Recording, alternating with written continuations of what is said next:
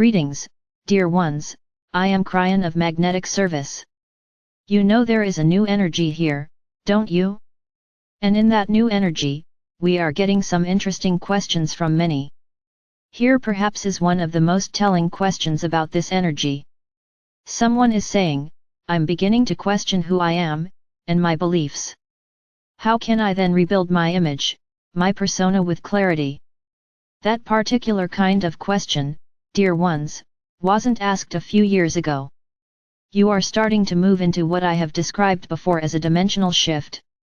This dimensional shift is an actual change of reality for many of you watching this, the light workers, the old souls. And in that shift of reality, you start to question a great deal of things. The shift of reality is a benevolent one, dear ones. It's a good one. You're working now with an energy that you have not seen on the planet before. What that means then is that it is a more benevolent energy than you've had, or ever seen, or ever worked with. Imagine an energy that will support you instead of push back. So, in that, there is a lot of relearning. If any of you watched the green mist that was presented earlier this month, this was actually discussed, because one of the entities that came up to meet you had to do with relearning everything, a learning master you might say. So why would you have to relearn anything when things get better? That's a good question. And to the one then who asked this question, I'm beginning to question myself, what I believe in all of that, and then goes on to say, how can I rebuild it? That's very telling, so let's discuss all of that, dear ones. What happens to you when you come from an otherworld kind of reality, a reality that was filled with the old energy that has been on this planet for hundreds of years, and suddenly things start to change in your reality itself and things lighten up? Does that mean that automatically you would then sense it and lighten up, or would you then carry around everything you had from the old energy from dozens of years of living in it? The answer is you don't change. You're still defensive. You still expect the old energy to slap you back. You do all of the things like you used to do, even though the energy may be shifting and changing around you. That's the truth. Even the most compassionate of you and loving of you are slow to realize that an energy is starting to shape up around you which truly is different. And it is. You're well into 2026, dear ones, and some of you should be feeling what we said to you earlier, less anxiety. Some of you are also taking to heart that which we've channeled before that said laugh more. If you have more joy, it starts to activate this new energy for you. You're coming out of the shift, if you hadn't heard it before. This is the 5-year ramp up to 2030, which is a total then release from the shift. This is the first of 5 years. You're starting to come out of the shift. The old energy is not near as prevalent with many light workers and old souls who are waking up to this new dimensionality. Some have continued to ask, even though I've explained it, why would there be a new dimensionality again? What's really, why?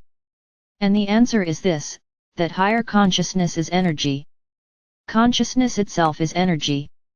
But if you have one that is vibrating higher, you are creating an energy that this planet has not seen before, and suddenly that energy then mixes in with the physics of the reality that you walk around in, and you are starting to be in another dimension. Dimensions are measured by the things that you see and feel in that reality you are in, height, width, depth, breadth, time, and then there is more. You start to have a higher consciousness, and you start to be able to read the field, have better intuition. All of these kinds of things start to be added to the list of dimensions you are in, because that's how dimensions are defined, by the things that you realize and can do and sense. In this, dear ones, comes the realization perhaps that the old you needs to be revamped. And many will say, well, what's wrong with the old me? And the answer is there is nothing wrong with it. It's just picture it as a glass half full. There is more you can pour in the glass if you choose. And in that you enhance your life, but so many are still looking at the new energy in a much different way. I have told you before that coming into this new energy is like having the wind at your back. Suddenly, the wind is at your back, but there are so many who don't know how to raise the sail. You really don't feel it yet. Invitation of this channel, feel this energy and know you're different. Perhaps feel that the glass might be half full of your life, of your awareness, of everything you thought you knew. And now suddenly in this new energy, it amplifies the very idea of what you think you know. What if when you start committing to this new energy, things start coming to you like almost a new awakening, like, oh, I didn't know that. I can do that. Are you prepared for an intuition that is enhanced, or will you think it's not there and pass it by? Even if it presents itself, you won't see it if you're not ready for it. I encourage any old soul who understands what I'm talking about right now to commit to this new energy and say the affirmations that need to be said to show that which is your consciousness, your body, your innate, all these things that you are aware that you are in something that is very special. You are in 2026. We're going to continue talking about this in many channels, and into the circle of 12. This is the way it works when these things happen, which are really game changers for the planet. I look at so many of you who are still perhaps uncertain of what I am saying. I'd love to summarize it yet again. All of you listen. You're going to have to learn how to walk in a lighter energy, because you've never seen it. You won't know how. If you carry the baggage from the old energy into the new energy, then all you're doing is carrying baggage like you did before, and the new energy will not touch you because you're not accepting it. Perhaps the new energy looks at you and says, "Are those bags you're carrying? Well, tell me when they're gone and I'll be back." It's like that. There is a commitment, you might say, to simply acknowledging that things might be better than they were for you personally. Now others are saying, well, we're well into 2026, but look at the world. It's still as chaotic as it always was, and you're telling us there is a new energy here. Yes, I am, because it's for you, light worker and old soul.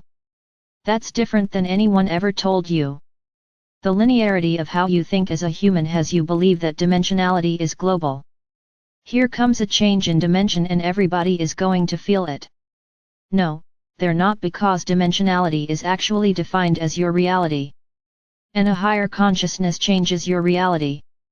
So you are the ones who will feel it and know it, and the others who are not perhaps as tuned into compassion or kindness or haven't had the advantage of some of the things you had won't feel it. So what's the next step? Show everyone what it looks like. That's where it's going, anywhere, anyway, and everywhere, dear ones. The result of all these things that are happening right now, moving through the shift, is the beginning of an ascended planet. What would an ascended planet look like? It's not a planet where everybody has an angel costume on and floating around and singing songs. These are children's stories you've been told about what this might be. An ascended planet, I'll give you a couple of hints. Where the decisions are made by talking to the mothers in every country of what they want, instead of the leaders of the countries of what they want, because the mothers were all giving you the same thing. They want a good life for their children. They don't want to be hungry. They want a place to sleep. They want to have friends. They don't want to be lied to. They want to have honesty. The list goes on, but look at the list. That is an attribute of ascension where compassion is king, not policy, not doctrine. Kindness and love and compassion win out, even to the fact that if you have elections, you'll be looking at the candidates and judging them not by the doctrines or the policies, by their compassion factor. You are on your way to this kind of thing in a few generations from now. It has to start somewhere. Let's let it start today. Let's let it start now. That's what this channel is all about.